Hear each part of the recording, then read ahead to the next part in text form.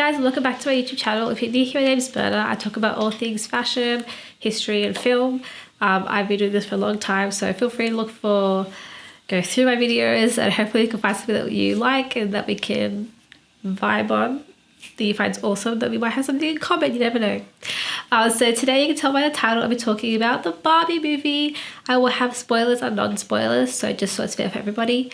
If you have seen this movie, awesome. If you haven't, watch it. Watch it. It's worth it. If you're a woman, watch it, please. Even if you're a guy and you want to learn about women, watch it. If ain't no gender, doesn't matter, and you just want a good movie, watch it. Just watch it. By the way, this is the last time that you will see as much pink on me as you're seeing today. Ironically enough, for a girl who grew up as pink as a favorite color all the way up until 14, yeah, this is the last time you're going to see me all pink, so get used to it, okay? Just for today. Okay, so let's get started. Fashion is a lifestyle. Before this Barbie movie came out, if you've seen my previous video, the fashion history of Barbie, I'll leave it around here somewhere down below. The journey leading up to this movie itself was so healing for my inner child. I kid you not. Like, it's so important, and there's a child in all of us. I don't care what anyone says, how mature they think they are. There is always something or one thing that will trigger your inner child, whether it be a good thing or a bad thing. And it just, the whole process to getting here to where I am in this very moment has been so comforting and so eye-opening and just so fulfilling in a way that I am forever grateful for the time period in which this movie came out.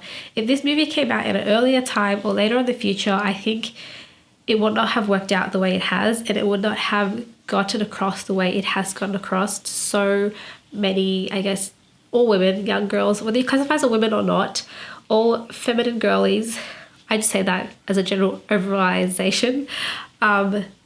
It just heals in a way that you have to have lived it, have to have experienced it, or have seen it to understand what it's about. And it was just so, I'm really grateful for it because it kickstarted a role on something that I would not have, well, I have dealt with, but not in a way that it has. So I am extremely grateful for this movie. I'm extremely grateful for Margot Robbie for producing it, for Greta Gerwig for actually taking on the challenge and doing it, because I can understand why so many people would probably push this movie aside and not bother to touch it. I will say I'm going to be one of those people who actually, I don't want it to be a Barbie universe, but they're going to do it anyways because money. But I feel like the way it is and how it has and the way it ended, it's a nice little nestled ball that I feel like if it creates an expansion, it'll be too much of a good thing. You know what I mean? That's the feeling I'm getting from it. I hope the other movies can bounce off. I hope if they're going to do Polly Pocket and they are going to create a Barbie universe, I really hope they do My Scene, because that was another thing I was really into as a child, and it was so short-lived, and I was always so disappointed that there never really was. It was a My Scene movie, but not like a Bratz version, you know what I mean? Like a live action. And now that there's a Barbie live action, they're going to work on a Polly Pocket one. I really hope they do My Scene because, again, also raised me as a fashion girly I am today.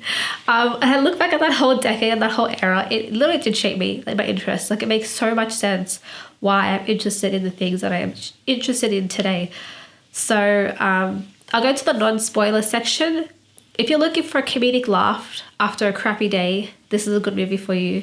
If you want to learn more about yourself, or you're in a spiritual journey or self-discovery journey, or you just want to figure more about yourself or your inner child, this movie is for you.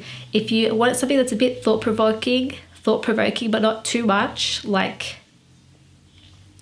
you want to dive more into yourself but not to the point where it's overwhelming, this movie is for you. If you love the history of Barbie, this movie is for you. If you love the history of Ken, this movie is for you. If you like musicals, this movie is for you. If you want something that's visually engaging, that reminds you a bit of classics and Technicolor, this movie is for you.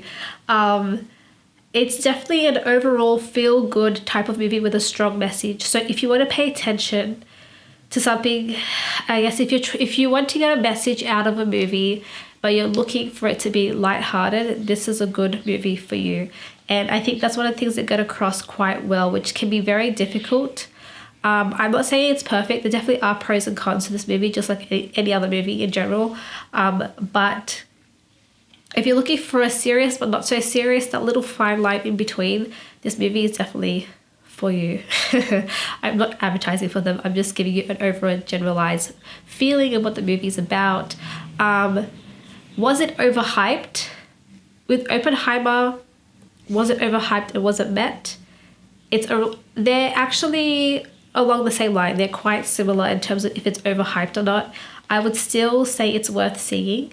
If you don't want to and you want to wait for it till it's streamed or on DVD, that's fine. It definitely can be seen that way. It's worth it in that sense as well.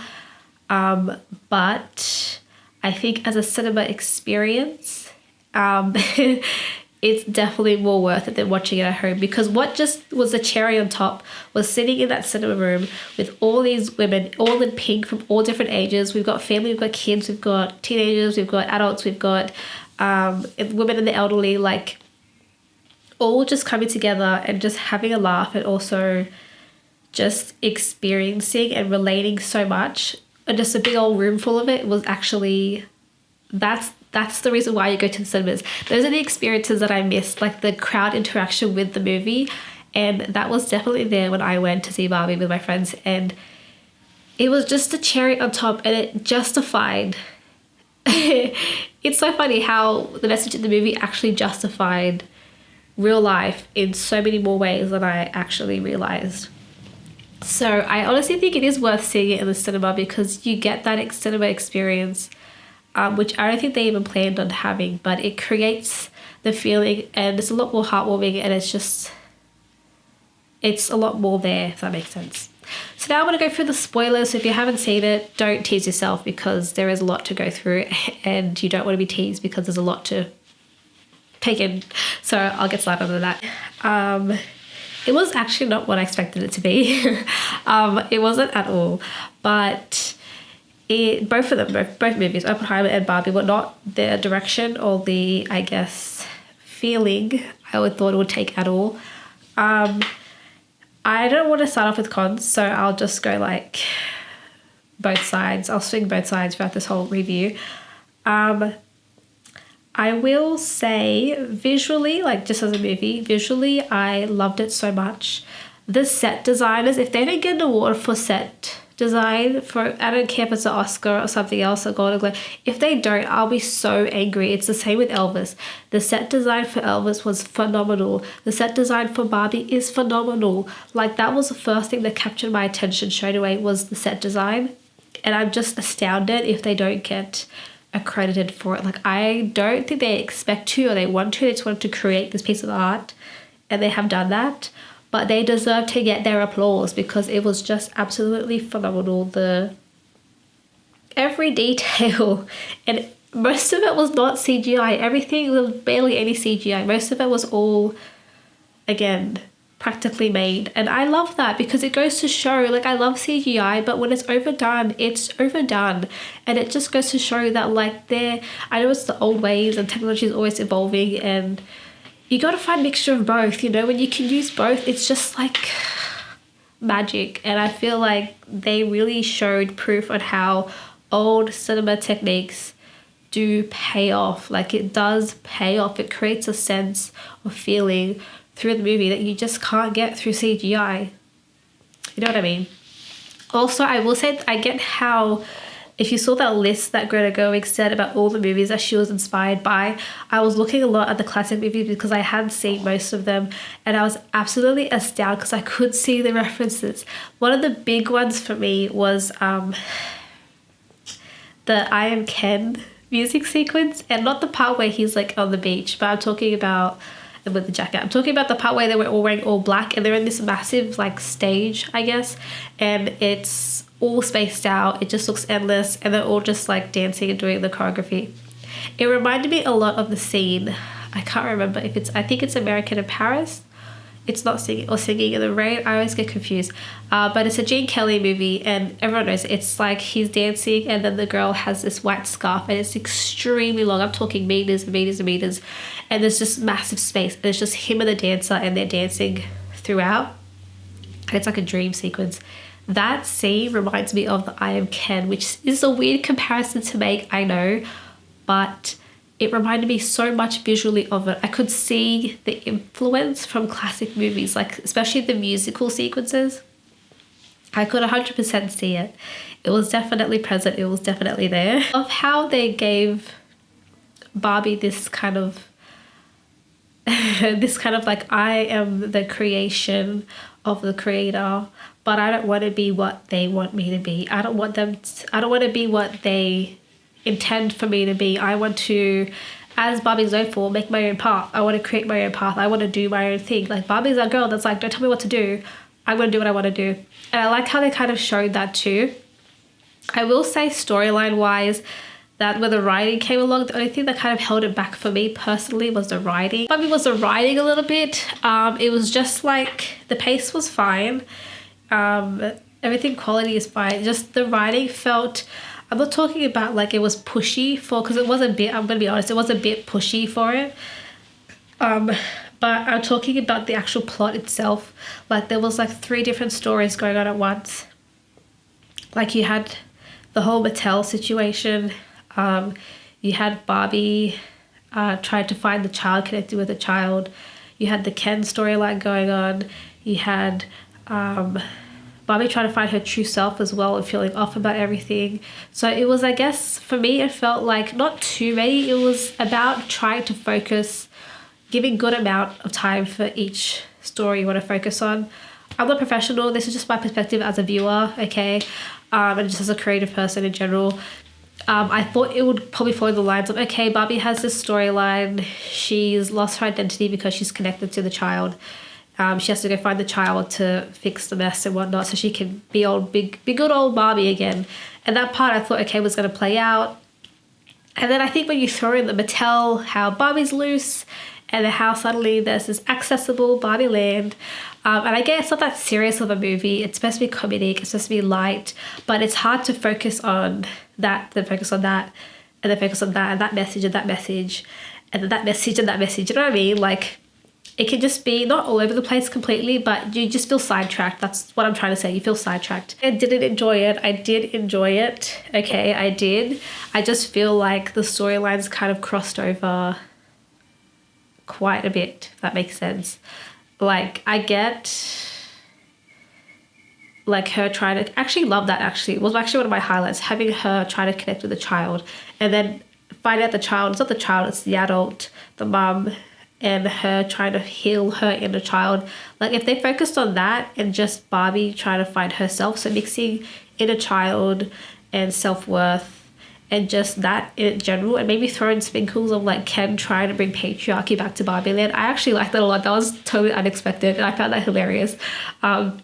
And also making Ken sort of a love interest to Barbie. I know they've done that in the past and they date, and that's part of the doll itself. But having, I guess I wish they didn't have Ken fawning over Barbie, and more like the whole power dynamic was a really good angle. So I just felt like when I put it all together, it just felt like a giant marshmallow stack. And again, I know it's a fun, heart-loving movie. It's not that serious. But I guess when you've got too many different stories crossing over each other at once, it can be overwhelming for a viewer, or it can just be confusing. Or it could be like, oh yeah, I forgot about that part. Oh yeah, I forgot about that. Oh yeah, there's that too. You know what I mean? I also loved the fact that she went to go to the high school of the girl, Brave, by the way, and to be like, hey, you're me, I'm Barbie, like, everyone loves me. And she's very hit with the reality, which is actually a good reflection of what girls in general go through. You grow up, you carry this childlike innocence with you as you grow, and then the reality kind of just like smacks you down. And it is like that. You open arms, you're welcomed, and it just kind of like shuns you down.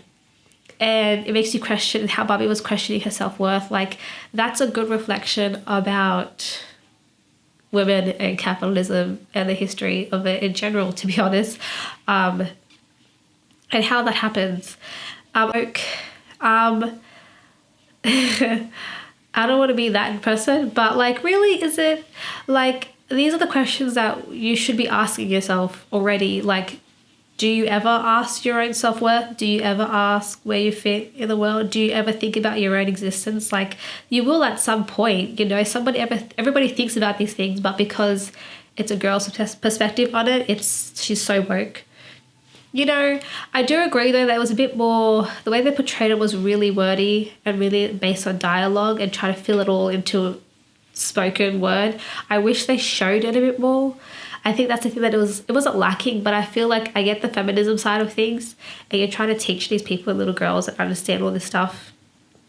But instead of saying it, sometimes things are better left unsaid and best shown. So I really wish they showed it instead of just saying it. Because I get the message and I agree with the message 100%, but I wish they just showed it. But America Ferrera's dialogue about being a woman, when she says it in the Barbie world, Barbie Land, 100% agree there. I'm glad they kept that piece of dialogue in because it was necessary, and I like how it gave the Barbies hope. It reminded them of who they were, it reminded them of their worth, and it shows you how if girls support girls and women support women, like, you kind of do snap out of this like false idealism of how you fit in the world and your own self-worth and where you stand, and it does kind of give you a wake-up call. It's actually with Alan and Weird Barbie, surprisingly. I love how Alan is like always in the background. He's very supportive, and we need more Alans. I feel so sad. And he's just kind of like, he's not a Ken, he's not a Barbie, he's Alan. He's just himself. He's just doing himself. He's just doing Alan. Like, you know what I mean? He's just him. And I really liked that, and I guess that's kind of a bit telling of my astrology side. And also Weird Barbie, how she's strange, and she's like, you know what? I don't care what you guys think. You can call me Weird Barbie and say weird stuff. But like, you came to my help. You came into my help. Like, you need me, I'm helping you out. Like that, because I think they're two characters out of the whole Barbie Land. You've got Barbie Land itself in a crisis, and you've got these two either ostracized characters who don't even really see an issue in being ostracized, and the other Barbies don't even realize that they ostracized them until the end of the film. So be an Alan and be a Weird Barbie in a world full of Barbies. Literally, just be an Alan. Just be yourself, you know. And for the depression Barbie was so funny, and it took me so off course. I was so like, when the ad came on, I was like, the Mattel, I was like, is there an actual ad in the movie right now? I was like, wait, did the movie just finish? Like, is this like a what?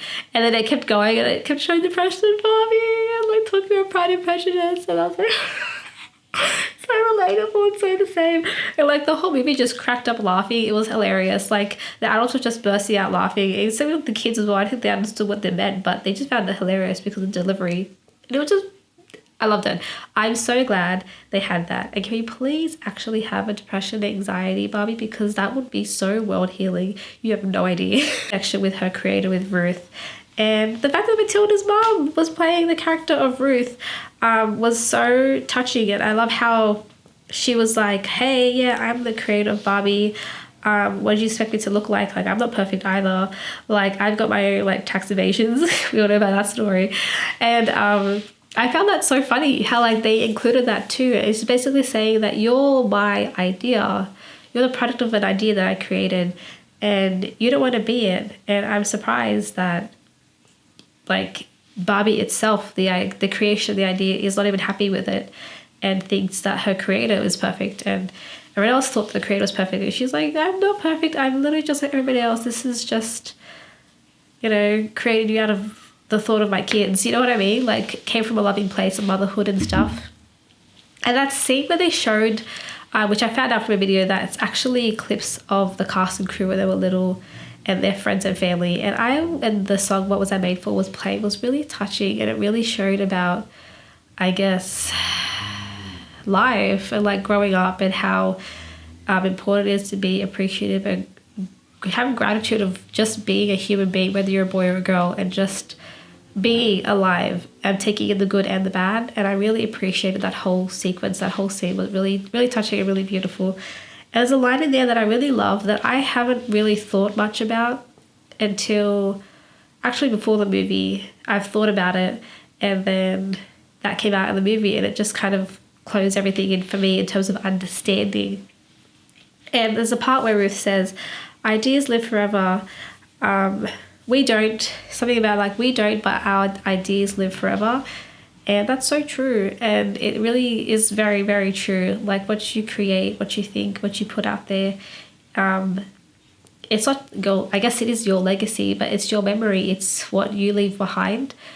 And I never thought about it that way until she said it, and it really hit, because I like to create stuff a lot. And when she said that, it was like, wow, like that's really, really true. Like I could be gone years down the track. It could be 100 years, 10,000 years, like 50 years.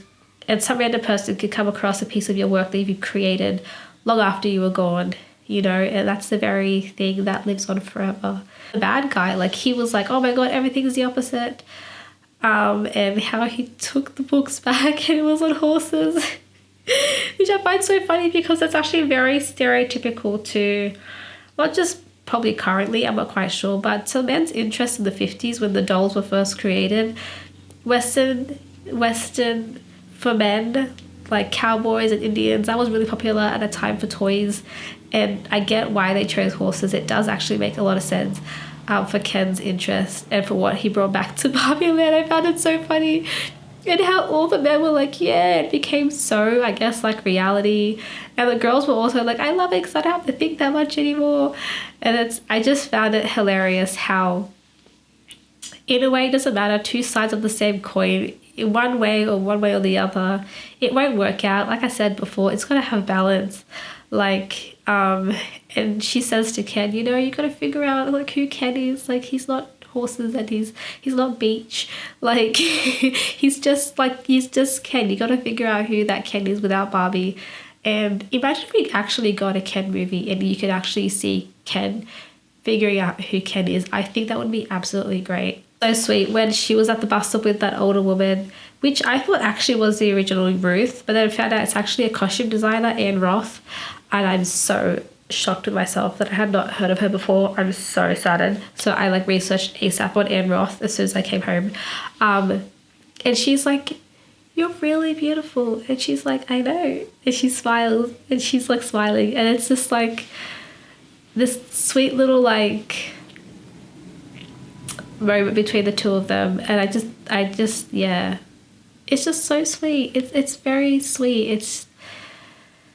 It like kindness goes a long way, especially between girls, I think. And I think we pin a lot of like men against women, which is still very prevalent. But also girls against girls hurts a lot more than guys against girls. Honestly, it really does. This character, well, like we have to go back and save Barbie Land. We can't just leave it. And then Barbie gets like depressed. She's like, I can't do anything. That part hit a lot as well. Where she was questioning her self-worth. The sense of perfectionism, I think, as Barbie is very fitting because everything's Barbie's perfect. So when she's not perfect, she thinks something's completely wrong with her, but it's human. But she's not human, she's an adult. So it kind of, it all ties off from each other. There was a scene though that a lot of people talk about, like it's not that serious, but I did find it a bit off-putting. When she was like, and then she was like, I don't feel pretty, I don't feel beautiful. And then it cuts and the narrator's like, they should not have got Margot Robbie to say this line. Like, it's funny. And I do get it because it's like, yeah, I'm a beautiful person, say not beautiful. But it did also feel like, it felt like, oh, well, then it means if you're beautiful, you can't really cry about not feeling beautiful because your society standards are beautiful. So it's justified. Like, you can't really be upset when you fit it. But then in a way, I was like, I get the joke, but I wasn't really like, haha. I was haha for a bit, and then I was like, because like, it feels like, well, if you're amid society standards of being pretty and you're not welcomed to feel unpretty, it doesn't justify your feelings. And it's like, well, you're pretty. What do you have something to feel unpretty about? You're exactly what society thinks. And it basically is like, well, your feelings aren't valid. You know what I mean? A little bit, just a joke. It's just a movie. But it's one of those things where like maybe little girls will see when they're older and was like, oh, maybe that's not, you know. But again, it's a comedy. I'm not taking it too hardly with a grain of salt. It's not the end all or be all. But it is just something that I was like, it's funny, but then it's also kind of saying that beautiful girls don't have the right to feel pretty, to feel ugly. you know, and it happens. Like, I think about, like, everyone's perspective has been skewed over time at some point. Doesn't matter if you feel beautiful or you meet society's expectations or not. It's all a mentality thing, you know. Again, yeah, answer some questions about themselves and about where your thoughts come from, because it does take a lot to realize that the way you see yourself, it's a basic thinking. You don't even question it until you do at some point. Like, all those basic thoughts literally about yourself are not your thoughts. They were literally created from somewhere and you don't even realize it until you do, and you're like, wow. And to unlearn that, like, don't be hard on yourself. That takes so much time. So I really hope that the movie kind of gave some girls and some guys a wake-up call a little bit as well about how you see yourself in the world, because it's an image, it's a mirage. I'm gonna end the part where she's like, Ruth says, come with me, and the space is just white, and she's like, you just feel, you think, you feel, you decide, do you want to be human or not, because it comes with everything, a whole lot of baggage and bills. Like, hopefully she knows that. And like, I thought the scene went white, and I thought, okay, that's it for the movie. And it did it, and how the ending with her, the gynecologist, it makes sense.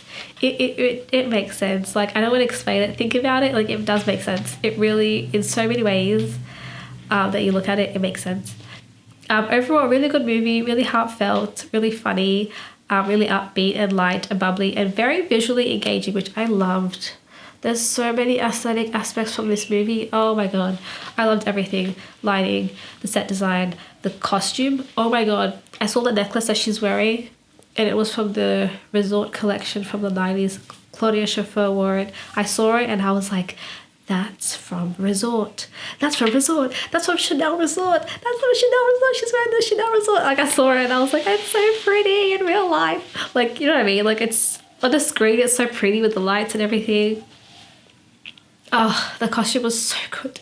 The fact they got archival Chanel as well. Oh, so lucky. So lucky, so lucky, so lucky. So pretty. So pretty. You don't see designs like that sometimes anymore. So it's just like, yeah. So pretty. So pretty. I wish that fashion sequence scene of Barbie getting changed, I wish we saw more of her wardrobe. That's because I like fashion history. So when I saw that, I was like, I want to see more of Barbie's wardrobe.